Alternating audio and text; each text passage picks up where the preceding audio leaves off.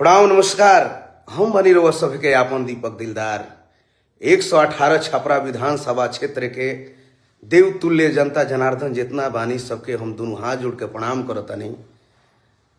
शत्रुघ्न यादव उर्फ खेसारी लाल यादव जी जेकर आपन चुनाव निशान बा लालटेन छाप, तो आप सब आपन एक बहुमूल्य वोट दे के भाई खेसारी लाल यादव के जिताई।